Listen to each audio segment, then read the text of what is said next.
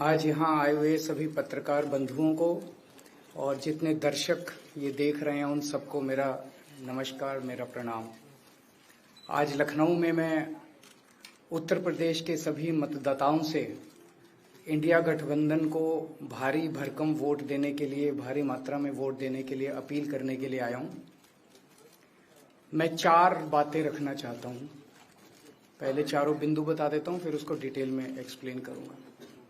पहला ये कि ये चुनाव भारतीय जनता पार्टी, मोदी जी अपने लिए वोट नहीं, अमित शाह जी को प्रधानमंत्री बनाने के लिए वोट मांग रहे हैं।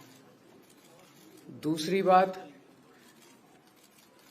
योगी आदित्यनाथ जी को अगर ये लोग जीत गए तो योगी आदित्यनाथ जी को 2 से 3 महीने के अंदर उत्तर प्रदेश के सीएम पद से हटा दिया जाएगा।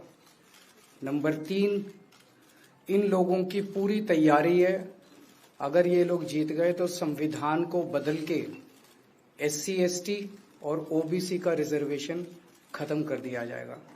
और नंबर 4, जो आंकड़े अब देश भर से आ रहे हैं वो ये दिखा रहे हैं कि 4 जून को इंडिया गठबंधन की सरकार बनने जा रही है और NDA को और BJP को बहुत कम सीटें मिलने जा रही हैं।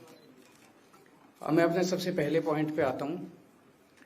जब 2014 में प्रधानमंत्री बने थे नरेंद्र मोदी जी, तो उन्होंने खुद एक रूल बनाया था कि भारतीय जनता पार्टी के अंदर और उनकी सरकारों में 75 वर्ष से ऊपर कोई भी व्यक्ति होगा तो उसको संगठन में और सरकार में किसी भी पद पे नहीं रखा जाएगा, उसको रिटायर कर दिया जाएगा। और उसका सबसे पहले उस रूल के तहत आडवाणी जी को और मुरली मनोहर जोशी जी को रिटायर किया गया था। और उसके बाद तमाम यशवंत सिन्हा जी, सुमित्रा महाजन जी, कई लोगों को यहाँ टिकट नहीं मिली।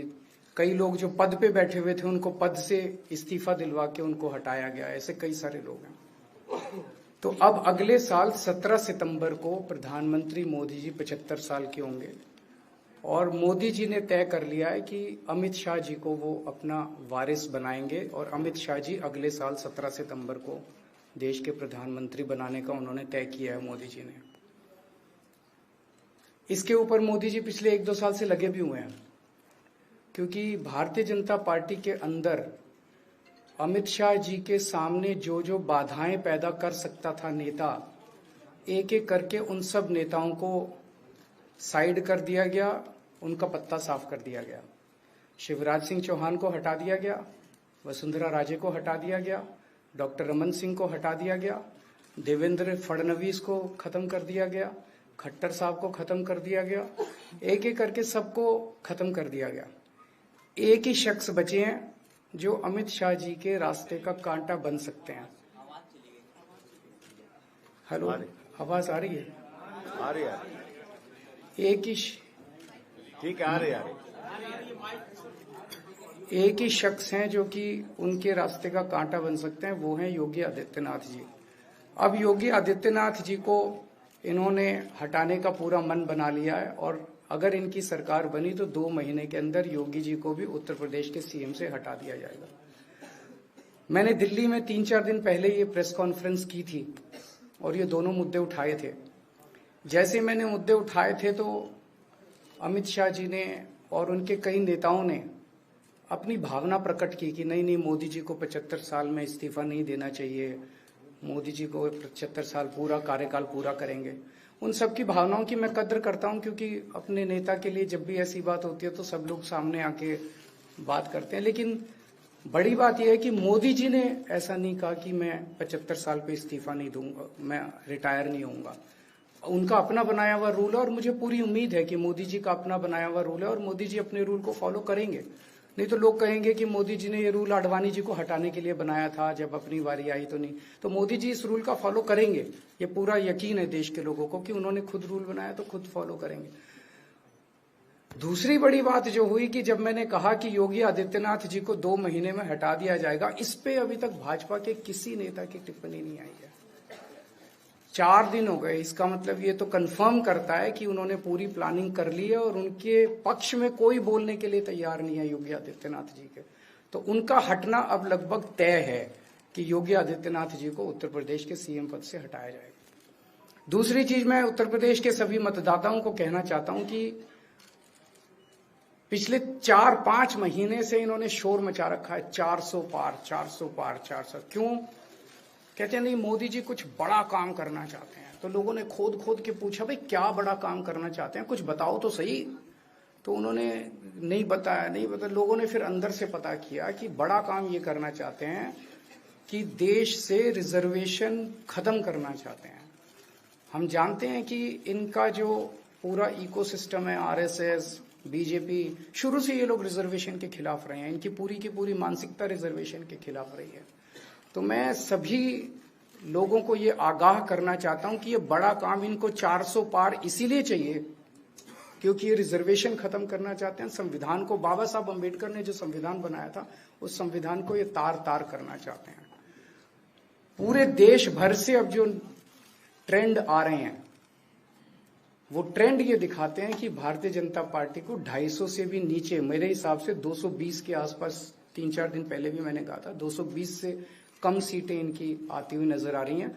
आप हिसाब लगा लीजिए। मैं हरियाणा होके आ रहा हूं कल परसों।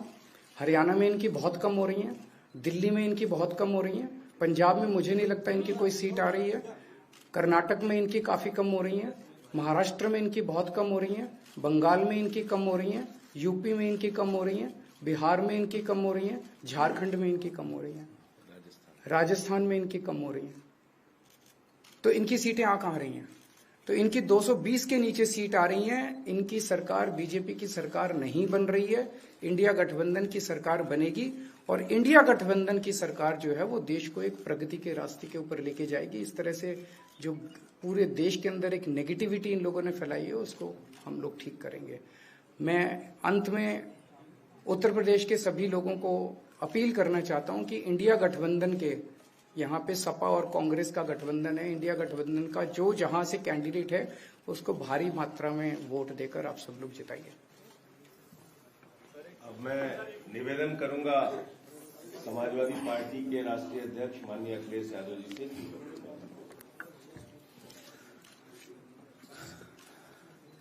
आदरणीय अरविंद केजरीवाल जी का मैं धन्यवाद देता हूं।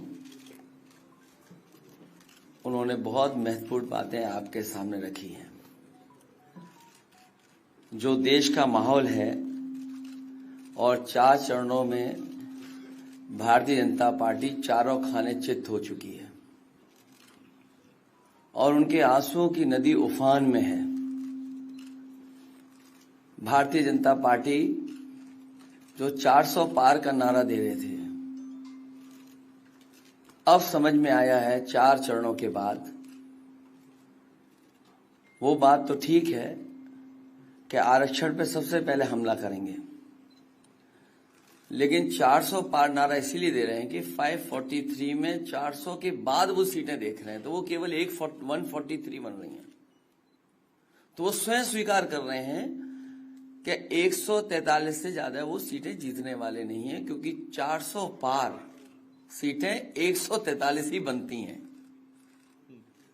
और 140 करोड़ की जनता इस बार इन्हें 140 सीटों के लिए भी तरसा देगी।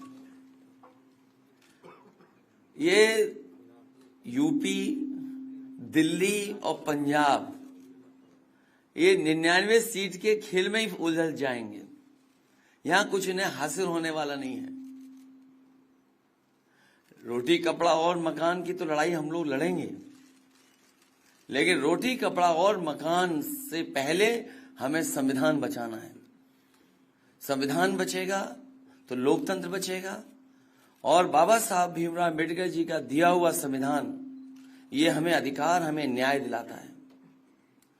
भारतीय जनता पार्टी की इस साजिश को आम लोग समझ गए हैं और इस बार सबसे बड़ी हार भारतीय जनता पार्टी की होने वाली है। अभी तक तो हम ये कहते थे कि ब्रह्मांड का सबसे बड़ा झूठ बोल रही है, अब लग ये रहा है हारने के बाद ये ब्रह्मांड का झूठ का विद्यालय खोलेंगे, यूनिवर्सिटी खोलेंगे और वाइस चांसलर और डीन पहले से ही रिटायर होकर के वहां अपने आप नियुक्त हो जाएंगे। इसलिए देश को बचाने के लिए आदरणीय अरविंद केजरीवाल जी आए हैं, हम लोगों का सहयोग और मदद करने के लिए आए हैं। मैं इनका धन्यवाद देता हूं। और आप पार्टी, इंडिया गठबंधन, समाजवादी पार्टी, हम सब मिलकर के भारतीय जनता पार्टी को हटाने जा रहे हैं।